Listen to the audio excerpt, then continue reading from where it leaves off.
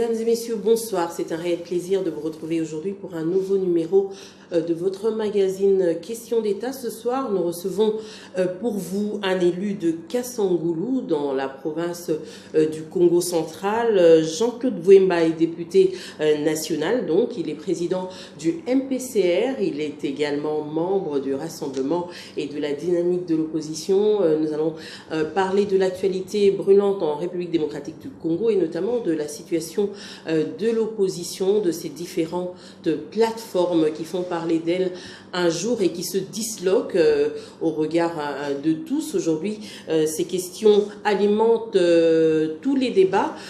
Bonsoir, je lui dis bonsoir. Bonsoir, madame. Soyez le bienvenu. Gaël Kibungu, depuis qu'on se connaît, vous avez toujours un problème avec mon nom. J'espère que... Non, je ne sais pas, je crois que peut-être vous me traumatisez. Ah, mais je pense. J'espère que tout va bien se passer au cours de cette émission. Soyez le bienvenu. C'est un plaisir de vous retrouver après autant d'années. Comment vous allez? Ça pourrait aller mieux si le Congo allait mieux. Malheureusement, le Congo va mal. Le Congo va mal dans un sens que les gens ne se rendent pas compte. Vous, on vous connaît, vous êtes l'éternel pessimiste, vous n'avez jamais rien vu de positif, tout le monde le sait. S'il y avait des positifs, pourquoi je me gênerais de le dire? Moi, je suis un républicain. Jean-Claude Bouemba, c'est un homme libre, indépendant. S'il y a quelque chose de bien, je le dis. Même quand on est en famille, même quand on est avec des amis. Mais, dites-moi, madame, vous êtes dans cette ville de Kinshasa, je ne vous demande même pas de venir à Kassangoulou ou bien dans d'autres provinces profaines. Mais regardez ce qui se passe dans cette ville. Vous avez combien de gens qui meurent dans la rue parce qu'ils n'ont même pas 1000 francs pour s'acheter un bout de pain et une bouteille de coca pour régénérer leur glycémie. Et alors comment voulez-vous que nous puissions accepter certaines choses, madame? La pauvreté existe partout au monde. Hein. Mais je ne me réjouis pas que ça se passe chez moi. La République démocratique du Congo. Ça, je ne me réjouis pas que ça passe chez moi. Si réellement j'avais cet état d'esprit, alors je fermerai mes clics, j'irai vivre dans mon village à Kimbambu, à Bayou, tout simplement parce que je veux que cet état d'esprit-là change. Madame, vous savez, quand on a l'habitude de dire chez les autres c'est comme ça, nous n'y arriverons pas. Il faudrait qu'on commence d'abord à faire des choix politiques, faire des choix économiques et sociaux. Je crois qu'on en parlera, madame. Parce que des fois, vous êtes figé vis-à-vis de la politique. Or, la politique ne peut pas aller sans l'économie, sans le social. C'est ça le problème, madame. Je terminerai par une phrase qui n'est pas de moi, du conseiller spécial en matière de lutte contre la corruption, contre le blanchissement d'argent et les antivaleurs et tout, le professeur Lozolo Bambi. Quand il est parti voir le procureur général de la République pour aller faire une délation de M. Kabila, soi-disant qu'il y avait des gouverneurs, des ministres, des PDG et tout consort qui abusaient à la corruption. En sortant du cabinet du procureur général de la République, il fera une réaction. Cette réaction, je l'ai suivie sur Top Congo, enfin sur plusieurs médias. Il dira ceci: les Congolais ne peuvent plus accepter d'être saignés à blanc.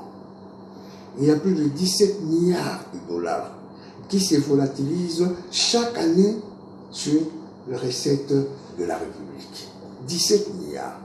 Madame, si ces 17 milliards-là, on parvenait à éradiquer la corruption, vous croyez que même l'état social de notre pays n'avancera pas d'un pouce? C'est de ça que nous disons, madame. Pourquoi nous ne produisons pas? Parce que les hommes d'affaires ne veulent plus venir investir au Congo.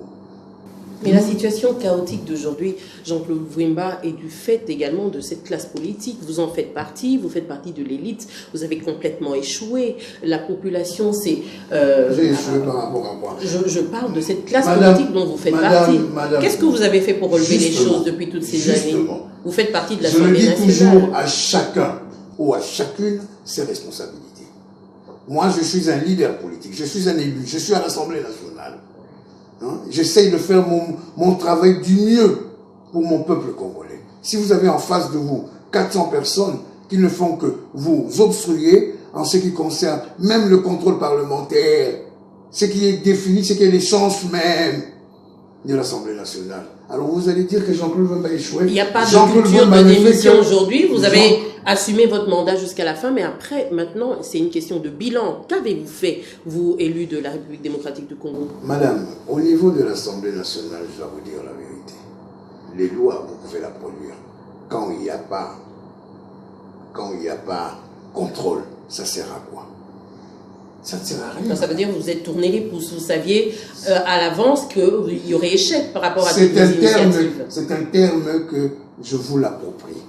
Tout simplement. Pourquoi? Parce que la majorité présidentielle n'acceptait jamais que nous puissions faire des contrôles vis-à-vis des mandataires, vis-à-vis du Premier ministre, vis-à-vis du gouvernement. Vous avez vu à chaque fois que le Premier ministre ou les ministres étaient là, comment il y avait des motions incidentielles qui sortaient de là pour que ces gens-là repartent. D'ailleurs, ils se moquaient même de nous.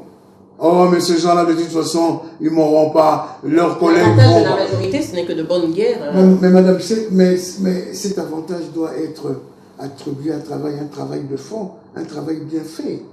Si c'est un travail... Madame, je veux citer... Vous ne pensez quand même pas que la majorité va vous faire de cadeaux, non? Je ne demande pas de faire de cadeaux, parce que vous ne le faites pas à l'opposition. C'est que ce que vous dites, vous détruisez le peuple congolais, madame. Je vais vous citer encore un autre exemple. Nous avons vécu pendant 5 ans avec le gouvernement Matata Ponyo. Chaque lundi du mois, je crois, si je ne m'abuse, le gouvernement de technocrates, un gouvernement... chaque lundi, je crois, chaque mardi, il y avait une institution qui s'est postée à la primature, la Troïka, qui parlait que de l'économie, de finance, du macroéconomique. Madame, les chiffres qu'ils nous disaient, même moi dans ma chambre, je me disais, ah, ces gars font du bon boulot. Hein. Mais madame, à peine M. Matata parti, remplacé par le Premier ministre qui l'a remplacé, une semaine après, on nous dit, ah, nous n'avons pas trouvé des cadavres, mais nous avons trouvé Pharaon et tout ce monde-là de l'époque antique dans des 7e, 8e sous-sols de la primature. Tout simplement parce qu'il y a... Vous parlez en parabole, là. Pourquoi? Parce que M. Matata, qui devait laisser dans de 1 milliard, 2 milliards de dollars, n'a laissé que 35 millions de dollars. Et les 35 millions de dollars, c'est ce qui se rapporte à la réserve de la Banque centrale.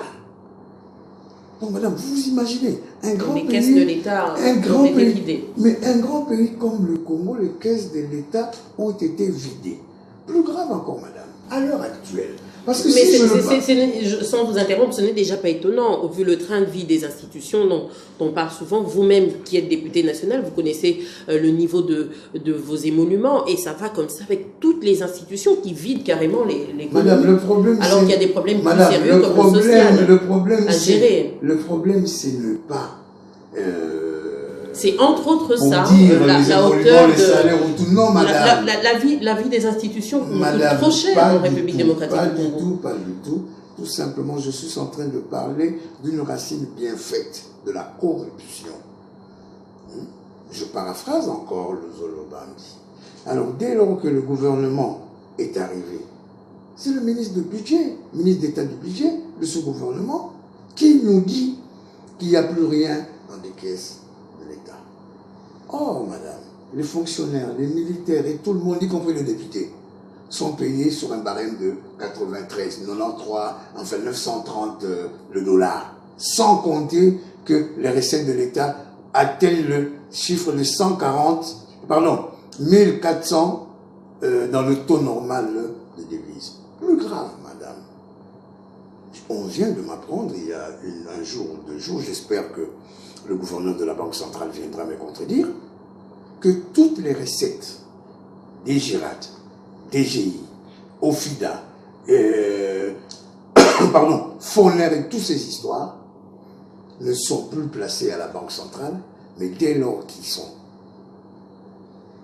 récupérés, ils en vont dans des banques privées au Congo.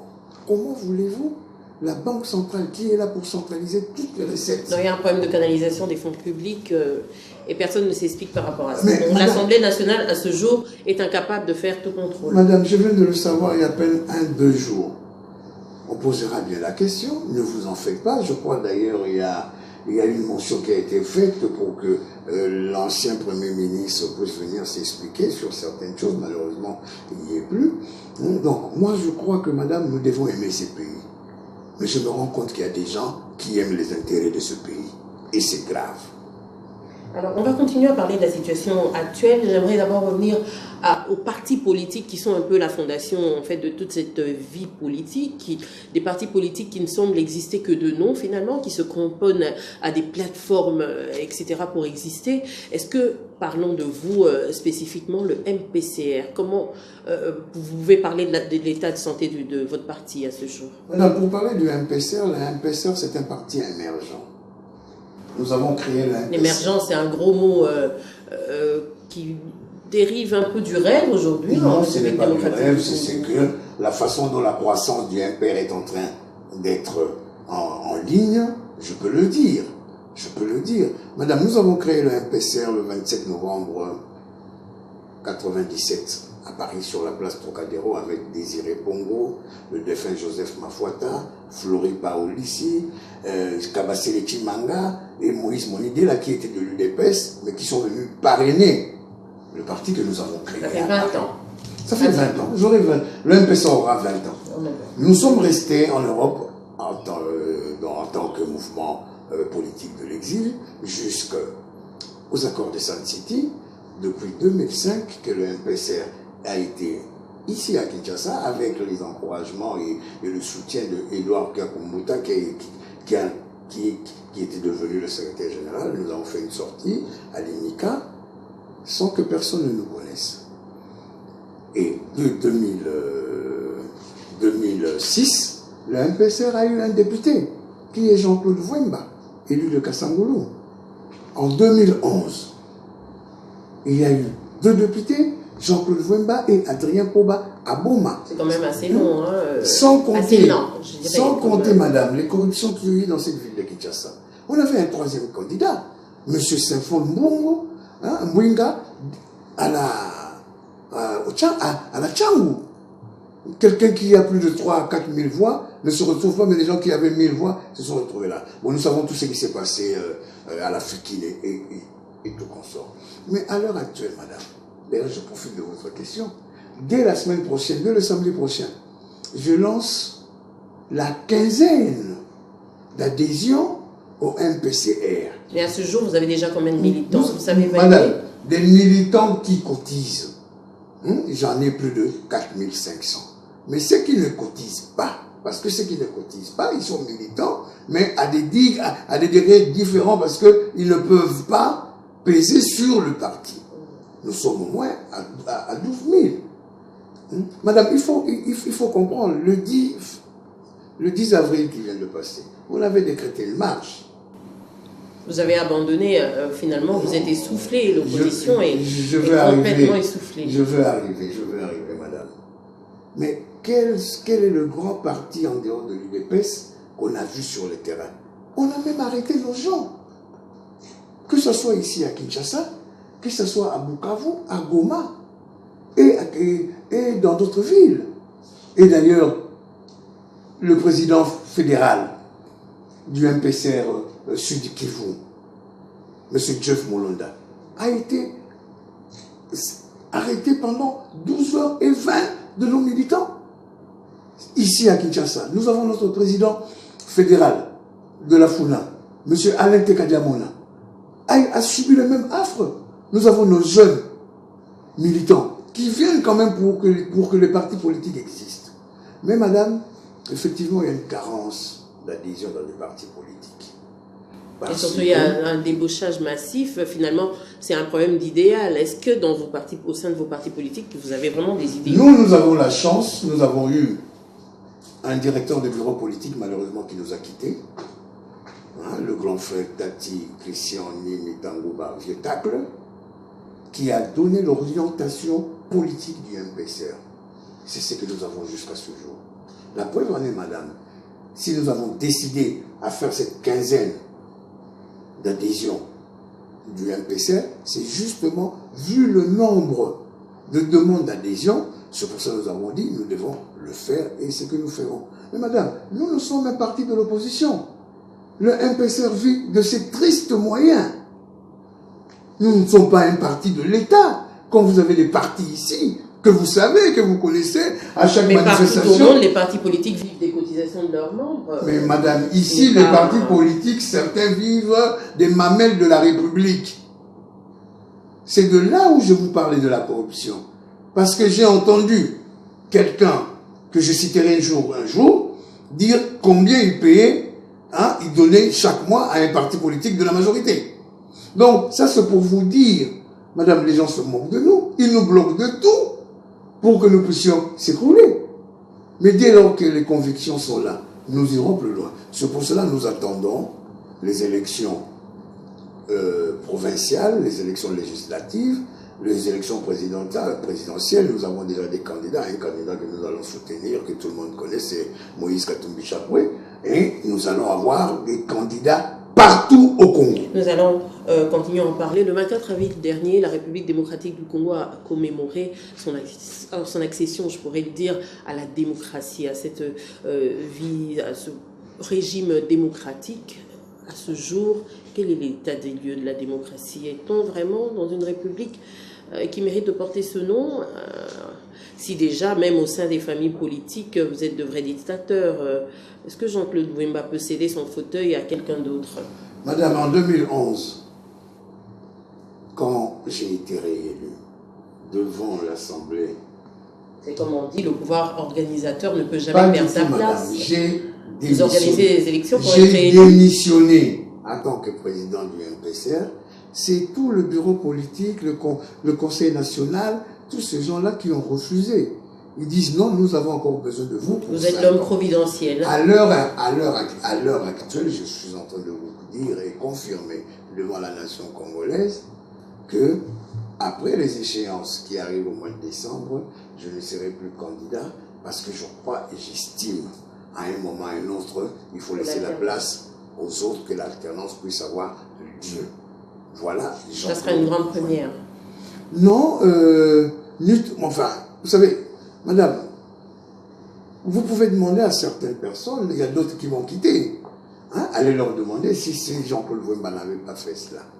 J'avais même proposé deux noms, Sefol Mbunga ainsi que Adrien Poba. Mais les deux se sont dit non, pour l'instant, nous n'en voulons pas, continuez encore avec nous parce que c'est vous qui êtes l'ambassadeur du MPCR. Mais je partirai du MPCR en tant que président national, mais je resterai peut-être en tant que huissier ou même en tant que communicateur. Un ex-président reste quand même cadre. Militant. Dès lors que vous n'êtes plus président d'un parti ou secrétaire général, vous redevenez militant. C'est aux instances du parti qui peuvent vous proposer autre chose. Mais vous devenez militant de base. Quel est l'état des lieux de la démocratie à ce jour, Jean-Claude? Je tiens tout d'abord à rendre un hommage vibrant à votre icône, Mobutu, j'imagine que ça sera lui. Au président Etienne Tshisekedi Lumumba. Vous ne parlez pas de Mobutu, qui est mobutiste. Grâce à lui et à certains autres Congolaises et des Congolaises qui ont amené au président, au maréchal Mobutu Sese Seko, de se regarder devant une glace, et surtout après la mission qu'il a confiée à Édouard Mokolo, à l'époque conseiller, ainsi qu'au professeur Roger Massamba et à tant d'autres qui ont sillonné tout le Zaïre, et ils ont compris qu'il devait nécessairement y avoir ces terres de liberté qu'on appelle la démocratie. Le maréchal Mobutu, le 24 avril, l'a fait, même jusqu'à que ses yeux puissent sortir les larmes, parce que c'est quelqu'un qui était habitué à dire oui ou non sur toutes les Congolaises et sur toutes les Zaïroises et tous les Zaïrois. Donc, à partir de ce moment-là, c'était un bol d'air. Et il a tout accepté. Il y a eu la conférence nationale souveraine, il y a eu le premier ministre Tshisekedi, enfin bref, il y a eu tout cela qui commençait déjà à aller de l'avant, caillant, parce qu'on ne démocratise pas une institution qui a fait plusieurs années en monolithique, et jusqu'à l'arrivée de l'AFDEL.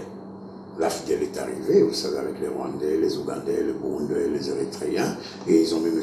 Laurent Désiré Kabila, président de la République de ce pays. Donc à partir de ce moment-là, les troubles ont commencé. Les graves troubles qui nous amènent à ces jours à 10 millions de morts. Mais il y a un point positif, c'est qu'on a pu quand même organiser des élections démocratiques pour la première fois. J'arrive, madame. L'avancée a été à partir de Sun City.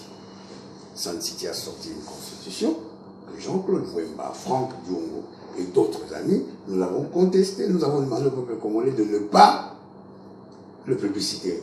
Malheureusement pour nous, en étant démocrate, le peuple congolais l'a plébiscité à 85%, et nous nous souscrivons à cette constitution d'aujourd'hui. Nous avons eu les premières élections. Malgré les problèmes qui ont eu lieu, malgré la mauvaise volonté de la majorité présidentielle pour ne pas organiser les élections provinciales, communales, des villes et tout consort. Alors, ça nous a emmenés jusqu'en 2011. On croyait qu'en 2011, on allait avoir toutes les élections. Malheureusement, la majorité présidentielle, comme d'habitude, a voulu que ce soit les élections législatives et présidentielles. Il y a une question de moyens, il y a une question de Madame, je vous dis qu'il y a 17 milliards de dollars qui se volatilisent dans ce pays. Hein? C'est depuis combien de temps? La critique est aisée. Hein? Quand on gère une maison, on doit gérer les différents pans. En politique, madame, juste nourrir un seul segment de la République. Madame, c'est facile de vouloir dire que la critique est aisée, madame. En politique, toute ambition est légitime. Je n'ai pas encore assumé les élections, les responsabilités exécutives. Comment voulez-vous que je puisse dire que je ne ferai pas mieux qu'eux? Moi, je sais, Jean-Claude Wemba, je ferai mieux qu'eux. C'est mieux que les technocrates et tous ceux qui ont suivi. Madame, le problème, c'est pas là, c'est l'élan, madame. C'est l'élan. Il y a beaucoup de gens en politique, madame. Ce sont des icônes. Donc, voilà, à partir de ce moment-là, tout a gâché à partir de 2016. M. Kabila devait organiser les élections. Pourquoi? Les problèmes sont énormes, vous l'avez dit vous-même. Il y a eu, énormes, entre-temps, des problèmes sécuritaires, etc. Donc, M. Kabila a été élu en 2006 pour le problème sécuritaire qu'il devait arranger. En 2011, c'est la même chose. Alors, maintenant, nous nous retrouvons en 2016, vous dites encore cela. Non, madame, ça c'est facile. Hein? Nous disons tout simplement ceci. Moi, je suis l'organe budgétaire.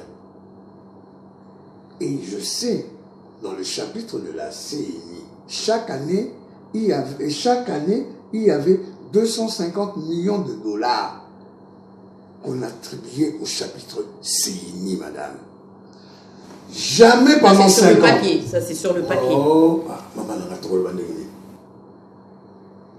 jamais pendant ces 5 ans, nous avons vu ou revu le Premier ministre venir nous faire l'état rectificatif de la nation pour que nous sachions le 250 millions de dollars a été attribué à Boukama, enfin bref, cette affaire, ou bien... Ne minimisez quand même pas le grand projet agricole Boukangalonzo. C'est pas parce que vous êtes dans l'opposition que vous ne devez pas saluer les initiatives salutaires. Où est-ce que nous en sommes à partir d'aujourd'hui? Et puis avec ce que nous avons connu, le 5 chantiers, avec les routes, on dirait que ces routes-là, ça c'était même pas des routes, mais de couches au moins vous avez roulé dessus, hein? De couches pampers. Et que au moins vous avez roulé dessus, et ce sont les routes de votre pays, il ne faut pas les dénigrer. Pendant 3-4 mois, et après maintenant, à chaque pluie, nous n'avons plus le nid de poule, mais des nids d'hippopotamus. Madame, si on est dans les avenues, dans les rues de cette ville de Kinshasa, où on avait asphalté, on avait reconstruit les routes. À l'heure actuelle, madame. Mais nous sommes ici à la Gombe. Hein, on peut juste aller ici à côté, vous allez voir. Hein, donc c'est pour cela que nous disons, madame, allez-y devant le tel de quand ça se passe mal, ça vous réjouit, mais alors que ce sont des projets qui vous profitent également. Vous roulez sur ces routes-là, madame, je roule. Vous roulez comme il n'y a pas quelques années sur le boulevard du 30 juin. Avant, vous ne pouvez pas rouler aussi aisément. Il y a des choses qui sont faites. Je ne connais pas votre âge, hein, parce que vous, Je suis certainement plus jeune que vous, mais là n'est pas la question. Vous qui venez de découvrir qu'il y a soi-disant des asphaltes depuis l'arrivée de l'AFDEL, je vous plaît, madame. Hein, Kinshasa a été la ville lumière. Hein, Kinshasa a été l'une des belles villes de l'Afrique, madame.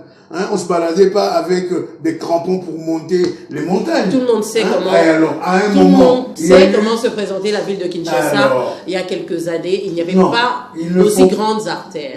Oh là là là. Bon, le boulevard était où?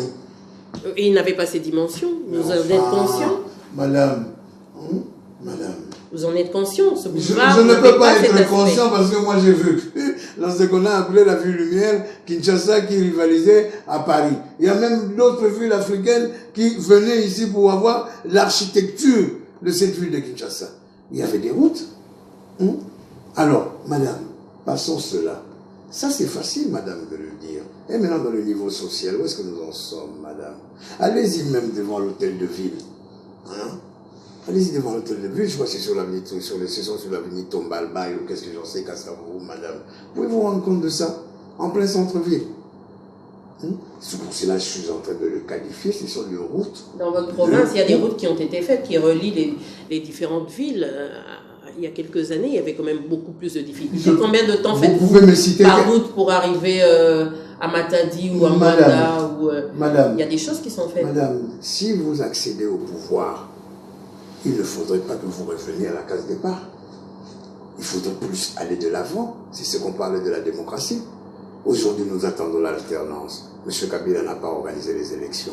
Parce que M. Kabila et son gouvernement ont privé la CNI d'1,250 milliard de dollars. Vous avez vécu l'après Mobutu. Vous savez comment la crise s'est creusée en République démocratique du Congo. Donc, ce n'est pas par un coup de baguette magique que tout ça va s'arranger. Ce n'est pas Madame, moi, si je me rends compte que je suis incapable de faire quelque chose, je le dis et je me retire. Nous n'avons pas besoin de baguette magique. Madame, le problème qui se pose, ce n'est pas un problème d'orientation, de projet, de société au pouvoir. C'est le problème de la corruption. Vous voulez que je le dise en quelle langue? C'est le problème de la corruption, madame. Des corrompus et des corrupteurs. Mais dans l'opposition, aujourd'hui, on débauche massivement. Vous, opposants, vous êtes accusé aujourd'hui d'aller voir la nuit ce que les autres font le jour. Je ne sais pas si Jean-Claude Vumba se déplace la nuit. Je sors très rarement la nuit. Mais si j'ai un dossier par rapport au Premier ministre, par rapport au ministre, ou par rapport à certains gestionnaires, j'y fais le jour. Je ne suis pas quelqu'un qui... Parce que les gens connaissent... L'opposition goûte aux miettes...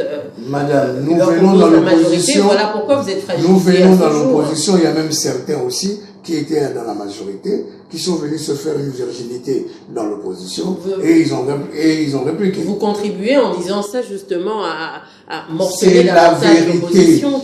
Je ne contribue à rien. Est-ce que vous avez le monopole de l'opposition? Pourquoi pensez-vous que vous ne pouvez pas vous associer à ceux qui, un bon jour, ont décidé de changer d'avis? Mais madame, la preuve en est, nous avons Maurice Katumbi, nous avons Pierre Lumbi, nous avions Olivier Kamitatou, Christophe Lutundula, et tant d'autres. Le président Etienne Tshisekedi m'a laissé une phrase, à moi Jean-Claude Wem. À chacun de vous, à chacun son testament finalement. Non, enfin ça je le disais même de son vivant. Le pardon, c'est un don de Dieu. Je crois au piscine de Bankoulou, à la sorcellerie, mais quand il s'agit de Christ, je lui rends ce qui le concerne. Donc, dès cet instant, madame, les gens viennent vous voir, pourquoi vous refusez? C'est l'amalgame qu'on fait après. Vous êtes d'accord? Parce que vous êtes maintenant contre quelque chose, vous commencez à dire, non, ces gens-là viennent d'arriver. Quand il s'agissait d'être ensemble, travailler les stratégies, sortir de l'argent et tout, ces gens-là étaient importants. Maintenant que vous avez une autre tangente, vous commencez à dire que je ne peux pas accepter que cet homme-là, il vient d'arriver. Mais comme chantait Michel Delpech, le français, on arrive toujours de quelque part. Alors, les gens qui ont quitté, pour prendre l'exemple de G7, madame, ces gens-là étaient des ministres, ces gens-là étaient des présidents de commission à l'Assemblée nationale, ces gens-là... Il est proche du président de la Il avait un conseil spécial en matière de sécurité, madame. Quand il a compris que ce conseil ne valait plus à rien, qu'est-ce qu'il a fait?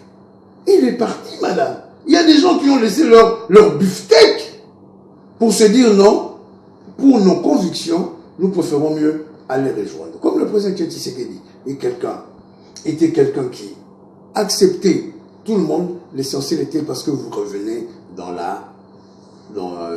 sur le bon chemin. Madame, moi j'ai été président du MPR France, représentant du MPR Europe, de 90 en 95, quand j'ai quitté l'Europe pour venir au Congo. Mais madame, quand le président Mobutu est parti, Jacques Matanda Mambo Yokudia Bobanza, le grand combattant de la liberté, me dit, Jean-Claude, on doit aller voir le président Tshisekedi. Vous devez maintenant nous rejoindre dans l'opposition. Depuis que je suis... Au Congo, les gens changent d'idéaux selon les opportunités. Ce n'est pas changé. Est-ce que l'homme politique congolais n'est pas tout simplement un opportuniste? Madame, le problème au Congo, à un moment et à un autre, nous devons maintenant faire en sorte que le nouveau projet de société soit corroboré par rapport à l'environnement d'aujourd'hui. Parce que des fois, nous nous retrouvons avec des socialistes, nous nous retrouvons avec il n'y a pas de ligne politique finalement, voilà, justement, ça va dans tous les sens. Voilà justement. Or, foncièrement, l'Africain est sociable. Alors, vous savez, depuis que je suis rentré en partenariat, le MPCR et l'UDPS, jusqu'à aujourd'hui, je n'ai jamais changé. Mais il y a d'autres que leur motivation, ou bien leur conviction, se disent non, on va faire une autre route. Ils s'en vont. Aujourd'hui, vous soutenez clairement la candidature de Moïse Katumbi comme président de la République. Déjà qu'il y a plusieurs points d'interrogation par rapport à ça, puisque actuellement il est encore en dehors du pays, en exil, il est sous mandat d'arrêt, on pourrait le dire, enfin, il y a une poursuite judiciaire à son encontre, mais... Au-delà de tout cela, est-ce que c'est l'argent de Moïse Katumbi qui vous fait courir comme ça? Quelles sont les motivations? Pourquoi Moïse Katumbi? Pourquoi pas quelqu'un d'autre? Moïse Katumbi a montré ce qu'il fallait montrer en étant gouverneur et en demandant qu'il ne fallait plus de 3 Pour beaucoup, il a carrément acheté vos âmes. Attendez, madame, on n'achète pas les âmes des gens comme ça. Madame, à un moment, on doit commencer maintenant, quand vous avez des émissions, il faut demander, dites-nous votre parcours. Jean-Claude Wemba n'est pas un vanipier, madame. Je suis né dans cette ville. Mon père a été parmi les évolués de l'époque. Mon père était parmi les gens. Aujourd'hui, c'est le dernier discours des derniers jours. Tout le monde veut démontrer à quel point... Non, là je dis dans cette ville. Après, je suis parti je suis allé en Europe, madame. Il y a des ministres, il y a des députés, il y a des présidents. Ça ne veut toujours pas dire que vous n'êtes pas achetable. Attendez, j'arrive, madame. Il y a d'autres personnes. J'ai été chef d'entreprise, madame, pendant plus de 15 ans. Vous pouvez passer partout en France ou même en Belgique. Si vous demandez Jean-Claude Wemba, ils vont vous dire que c'est l'un des Congolais. Il a été démontré clairement en RDC que tout s'achète. Il y a des gens qui aujourd'hui ont de l'argent mais qui se font acheter encore. Mais madame, s'acheter par rapport à quoi? J'ai lisé encore quelques jours là, il y a 2 ou 3 personnes qui viennent de quitter le rassemblement, dire que Moïse Katumbi nous a proposé 30 000. Mais il va vous proposer 30 000, pourquoi? Vous croyez, madame, parce que quelqu'un a de l'argent, il le donne à tout le monde? Madame, c'est depuis 2004 que je suis avec Moïse Katumbi. De 2004 jusqu'en 2012 ou 13, quand Moïse Katumbi est parti de là, il disait que ah non, c'est Moïse Katumbi qui manipule Jean-Claude Wemba. Alors, non, maintenant c'est le contraire. Il faut nous le dire, comment ça se fait que vous avez communié ensemble alors que vous étiez... Mais nous avons communié ensemble parce que nous sommes dans l'opposition et que nous estimons le projet de société qui veut fournir et qui fournira au peuple congolais est en train de rejoindre. Il a été gestionnaire de la province de Katanga où aujourd'hui on parle de plusieurs fraudes dans le secteur minier. Est-ce que vous pensez que votre candidat est blanc comme neige? Vous savez, c'est facile, quelqu'un peut avoir parti, commencer à lui dire, voilà, il tient des casseroles et tout. Madame, nous voulons un procès. Monsieur Kabila a envoyé son conseiller spécial en matière de contre la corruption et consort, monsieur Luzolo-Bambi, pour déposer une liste des gouverneurs, des ministres, des ADG qu'on a attrapés en flagrant délit de la corruption. Pourquoi jusqu'à ce jour ça ne sort pas, madame? C'est ça le problème, madame. Il ne faudrait pas commencer à taxer les gens dès lors. Bon, ce qui concerne la justice, le jugement, madame, sont sérieux, hein, dans un pays sérieux. Il y a quoi? Les évêques sont partis de la Sénco pour voir tout ce qui était par rapport à ces Grecs. le monsieur Stoupis, qui a d'ailleurs un problème aussi avec Jean-Claude le bâtonnier, l'honorable Jean-Claude Mouyambo. Mais il n'existe pas cet homme-là, il ne fait pas partie de cette famille. Il y a même le ministre de la Justice et des Affaires étrangères grec ont écrit à la République démocratique du Congo via l'ambassadeur du Congo à Athènes, qui jusqu'aujourd'hui refuse d'accuser réception de ces deux correspondances. Et puis, madame, il y a la juge Ramazani, qui est sortie avec... Qui a été accusée d'avoir été manipulée. Mais, madame, est-ce que... Tout ça, c'est les sous de Katumbi qui circulent dans tous les sens. Madame, vous savez, Moïse Katumbi est devenu le 6e chantier dans ce pays. Même des fois, il y a certaines femmes qui sont enceintes, aussi Moïse Katumbi. Donc ça nous étonne. Là, c'est le fanatisme qui parle. Jean-Claude Veuma n'a jamais été fanatique de quelqu'un, sauf des bissimes et des bamboulés de la sorcellerie de ma tradition. Écoutez, vous êtes sorcier, là On peut être sorcier pour protéger la famille, on peut être sorcier pour détruire la famille. Ça veut dire que vous soutenez notamment les mouvements mystico-religieux. J'aimerais bien que vous puissiez dire un mot à ce sujet. Tout ce qui s'est passé autour de Bundu Diamayala. Il faudrait savoir, Bundu Diamayala et la culture Congo, c'est deux choses différentes, madame. Tout mon Congo est PV. À partir du moment que Fumuki Mbambo, qui est le fondateur des églises de réveil, que vous appelez l'Impelva Longo, maintenant vous appelez le Bundudia Congo, maintenant Tata Honda, ou tout ce que vous voulez. C'est de ça, c'est de cette culture traditionnelle. Madame, les Portugais sont venus, ils nous ont vus, les Belges nous ont vus, avec ce qu'on avait comme culture. Les Occidentaux, ils sont des sorciers. Ils nous emmènent dans des avions, dans des véhicules. Mais la sorcellerie a deux chances. La progression et la régression.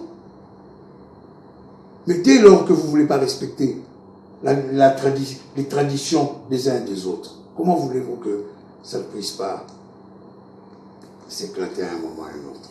Vous pensez qu'on a touché à quelque chose qu'il ne fallait pas, à un interdit? Mais madame, nous entendons en ce qui concerne Kamounessa, pour soi-disant que les gens sont partout ouvrir une mallette et que les petits hommes rouges sont en train de sillonner partout.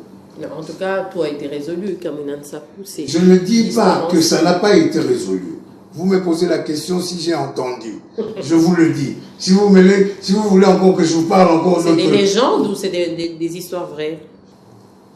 Ça, ce sont les historiens qui nous diront un jour. Jean-Claude Vouemba, à ce jour, c'est le blocus. L'opposition, je reviens là-dessus, semble être essoufflée. Vous l'avez dit vous-même, des marches avortées, on n'a jamais avorté une marche. Il y a eu des journées villes mortes qui ne marchent pas. Parce mais enfin, madame, on le voit sur certains médias qu'on démontre clairement que la vie continue quand vous décrétez une journée ville morte. Oui, qu'en est-il si vous regardez certaines télévisions qui enregistrent la veille? Non, madame, l'opposition, c'est la vie. L'opposition, c'est le peuple. Ne croyez pas parce que Jean-Claude Vouemba vient, il parle, il dit, et que demain quelqu'un d'autre parle, il dit, que l'opposition c'est lui, non. Mais le Congolais doit vivre tous les jours. Mais madame, justement, pourquoi vous les tuez? C'est ce que nous ne voulons plus. Pourquoi ces vieilles méthodes C'est ce que nous ne voulons plus. C'est que nous ne voulons plus, madame, c'est ça. Comment vous êtes dans un pays que tout le monde dit extrêmement riche, avec le sol, le sous-sol, tout ce que vous entendez, madame, hein, et que nos mamans, nos papas, nos enfants, nos jeunes frères sortent le matin pour revenir avec un sachet le soir.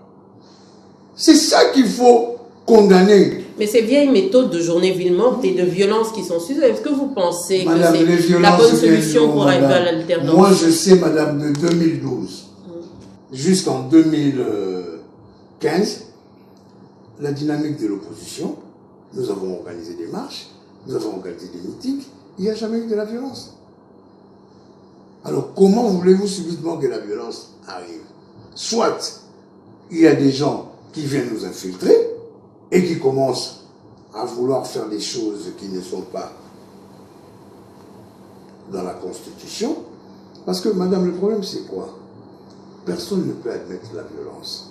Mais madame, il y a un climat délétère que vous venez de dire, que nous devons faire attention au pillage. Parce que ça tend à aller vers là.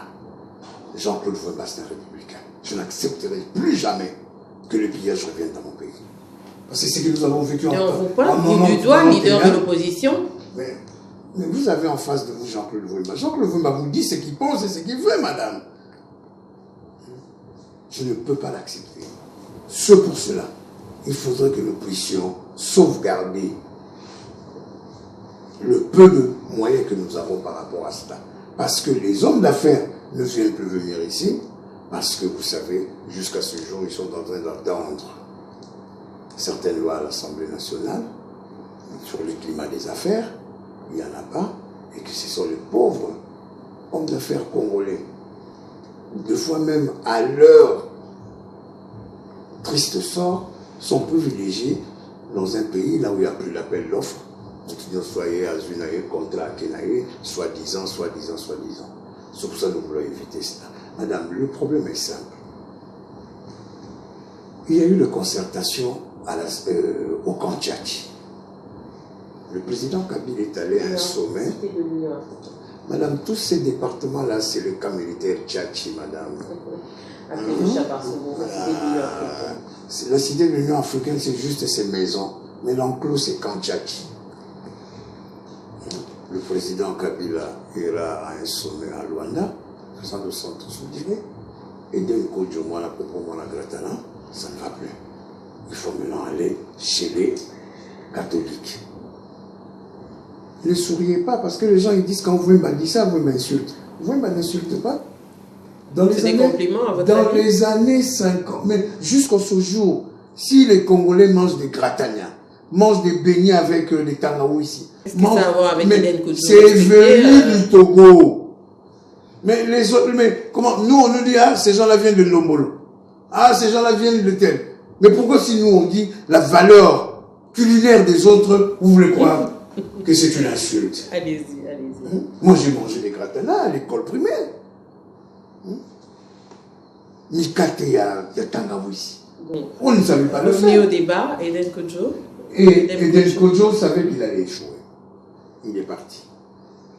Le président Dos Santos a demandé à... Eden Koudou rit bien maintenant de ce qui s'est passé à la Cinco. Mais que vous accusez d'avoir échoué, il doit se demander pourquoi les choses ne vont pas dans le bon sens maintenant. Parce que les tenants et les aboutissants du pouvoir de ce pays ne veulent pas. Ça veut dire que l'opposition s'est fait avoir, tout simplement. Madame, on ne s'est pas fait Vous avez avoir. cru en ces assises de la Cinco. Aujourd'hui, les accords de la Saint-Sylvestre sont en train de vous emmener nulle part. Mais madame, justement, c'est ça le problème. Est-ce que vous croyez faire rouler les gens le jour que c'est bon? Vous sortez les assises de la Cinco, maintenant au niveau de l'arrangement, vous commencez à vous montrer vos muscles. Mais c'est ça le problème. Qu'allez-vous devenir et quel est l'avenir de ces accords de la Saint-Sylvestre aujourd'hui? Les accords, madame, nous devons la respecter. Si nous ne voulons pas une autre crash pour notre pays. Je ne cesse de le dire. Quel moyen de pression avez-vous encore? Quelle énergie avez-vous encore? Aujourd'hui, l'opposition semble être devenue une sardine qu'on a été. Étienne Tshisekedi n'étant plus là, personne ne sait faire la pression. Vous allez dans tous les sens, vous êtes disloqué. Comment allez-vous arriver à une solution? Tshisekedi nous a allégué. Prenez-vous en charge. Vous n'arrivez pas à vous en sortir. Mais qu'est-ce qu'on est en train de faire? On est en train de dire, de faire comprendre aux gens que nous nous prenons en charge pour que nous puissions revenir aux bons fondamentaux afin que nous puissions aller jusqu'aux élections. Vous avez été incapable de présenter 3 noms. Aujourd'hui qu'on a nommé Bruno Tshibala, vous vous insurgez contre cette décision. Vous voyez que vous êtes madame, à la base vous-même de votre propre c'est le respect du texte. Nous sommes dans un pays, malheureusement, madame, là où les gens ne respectent pas les textes, ni la loi d'ailleurs. Madame, sur les prescrits des accords de la Saint-Sylvestre, c'est bien stipulé. Le rassemblement présentera le candidat Premier ministre. LE et non LES.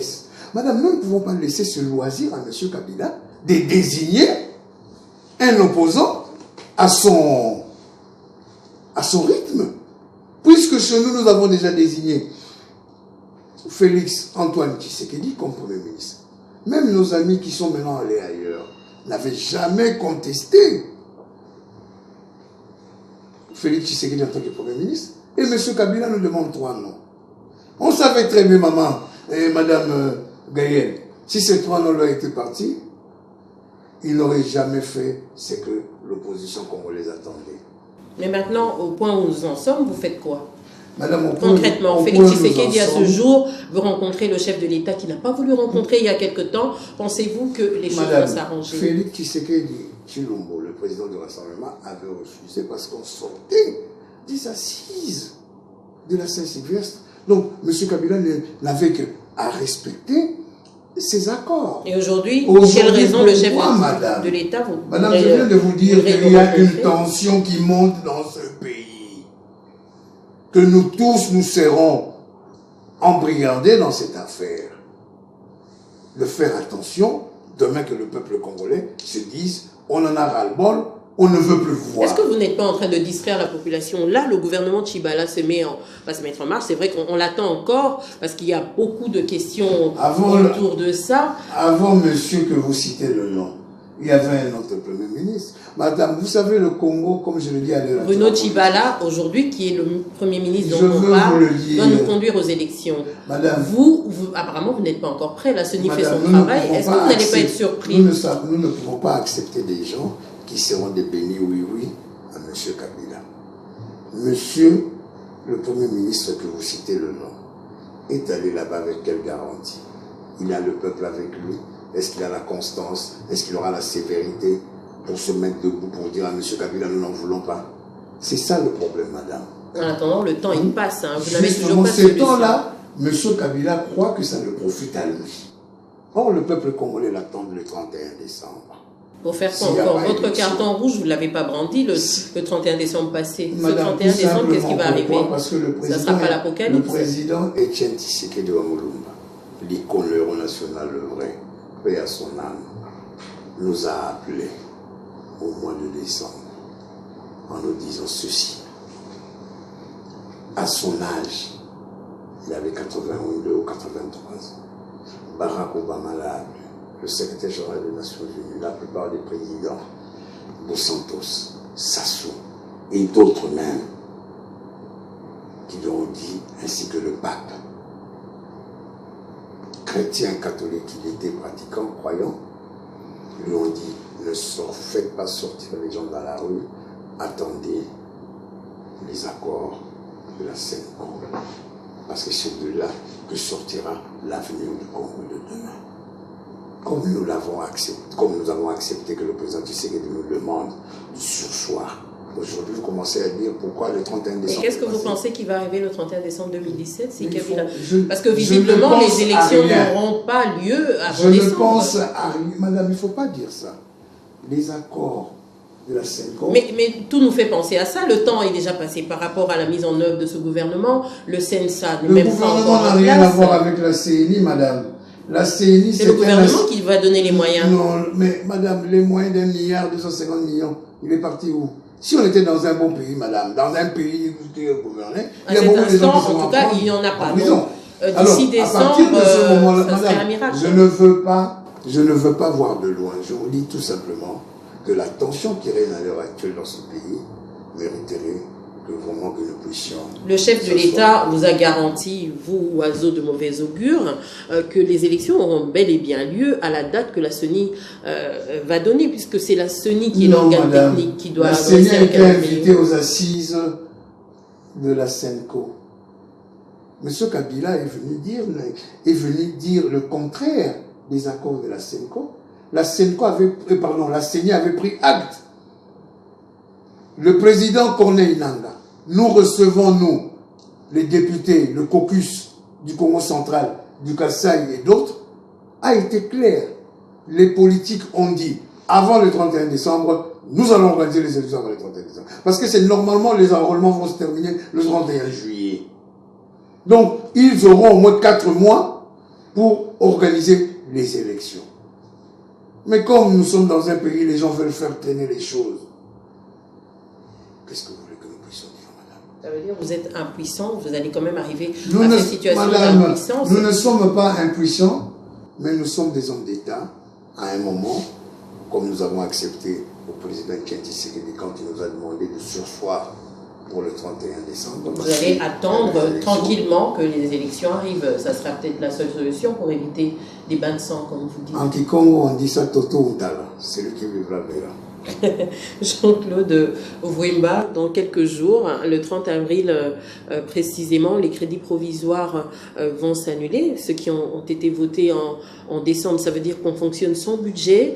On n'a pas encore l'ombre du gouvernement. On ne sait pas si ça va intervenir entre-temps, mais la situation semble très coincée. Quelle est votre voie de sortie, clairement, sans vouloir appeler au miracle? Qu'il respecte les accords de la Saint-Sylvestre. Ça veut dire revenir sur la décision, sur la désignation de Bruno Tshibala et nommer Félix Tshisekedi. Il y a eu un premier ministre issu de Kanchach. Madame, comment voulez-vous dans un pays, là où, madame, la Senko vient de le dire. Est-ce que la présence, vous avez dit vous-même que le gouvernement n'organise pas les élections, est-ce que la présence de Félix Tshisekedi va garantir les élections? Pourquoi ne pensez-vous pas au CNSA? Est-ce que ça ne serait pas plus important de vous pencher sur cette question et d'avancer? Madame, tout s'est fait en diagonale par rapport aux urgences de la République. La Senko vient de le dire.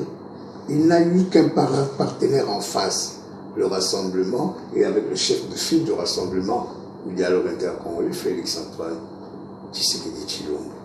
Comment on peut appeler encore une autre? Nous savons que M. Kabila, c'est un as de dédoublement.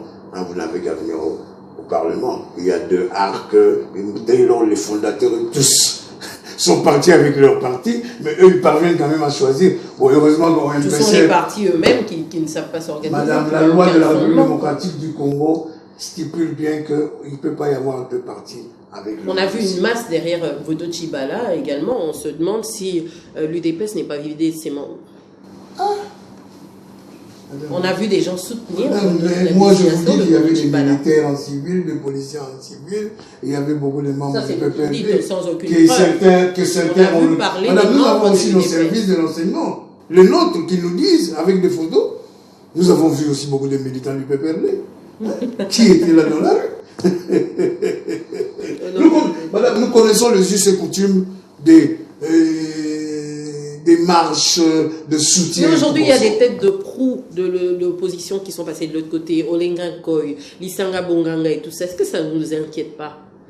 Vous risquez d'être isolé à un moment donné et vous allez devenir quoi? Le président Tshisekedi nous disait une chose, restez même à 5, mais ayez vos convictions. Mais ceux-là se disent également héritiers d'Étienne Tshisekedi. Ils sont partis avec une partie de vous, une partie de votre âme. Vous allez faire comment? L'héritage d'Étienne Tshisekedi et à travers le leadership de Pierre Lumbi et Félix-Antoine Tshisekedi. Les restes là, madame. Vous comprenez sur des individus. Alors, quelle serait votre conclusion ce soir concernant cette situation généralisée sur le plan social, économique et politique? Quelles sont vos voies de sortie claires? Madame, vous venez de dire dans 4 jours, le crédit provisoire va se terminer. Nous sommes dans un pays où nous sommes où exactement? Il y a eu un premier ministre qui est resté 3 mois. Il pouvait bien venir discuter le budget. Mais pourquoi il ne l'a pas fait? Là maintenant vous allez nommer soi-disant un autre gouvernement pour venir 2 jours après. Demander encore le rallonge de crédit provisoire. Alors, où est-ce que nous en sommes, même nous qui n'avons pas fait l'économie? On s'est dit, mais non, il y a une limite à tout. Madame, c'est le message que je voudrais lancer au peuple congolais. L'intérêt des institutions d'aujourd'hui, même moi qui vous parle, je ne suis plus légitime. Mais vous restez là, vous vous cramponnez là, vous ne démissionnez pas, ça vous arrange. Madame, comment voulez-vous que je démissionne en sachant que je suis illégitime? Je vais démissionner encore. Vous continuez à toucher vos émoluments ou pas? Puisqu'on l'est déjà. Mais cessez de siéger à l'Assemblée nationale. Madame, on ne peut pas siéger.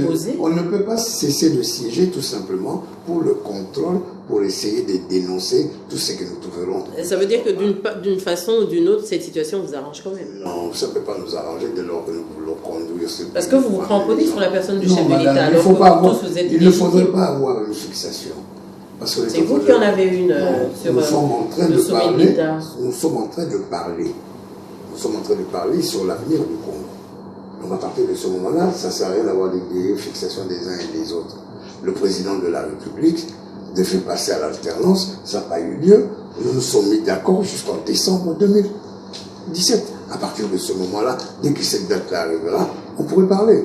Mais je lance tout simplement un appel. Congolaises et Congolais, l'heure est grave pour notre pays. Si nous ne faisons pas attention, le Congo va se disloquer. Il y a des pays frontaliers qui sont avec nous, qui veulent récupérer une part de notre richesse, qui est le Congo. Ne faisons pas les choses par haine, ou par méchanceté, ou par gloutonnerie. Parce que la masse silencieuse des Congolaises et des Congolais, demain quand ils s'élèveront, même les enfants, les parents de la Révolution meurent aussi. C'est pour cela, je dirais tout simplement, respectons les accords interdiocésains. Merci beaucoup Jean-Claude Vouemba pour votre intervention de ce soir. C'était un plaisir de vous recevoir. Je rappelle, vous êtes député national élu de Kassangoulou dans le Congo central, président du MPCR. C'était un plaisir, à très bientôt. Merci à vous fidèles téléspectateurs pour votre fidélité. Vous êtes toujours au rendez-vous pour Questions d'État. Je vous retrouve très bientôt avec un ou une nouvelle invitée. Au revoir.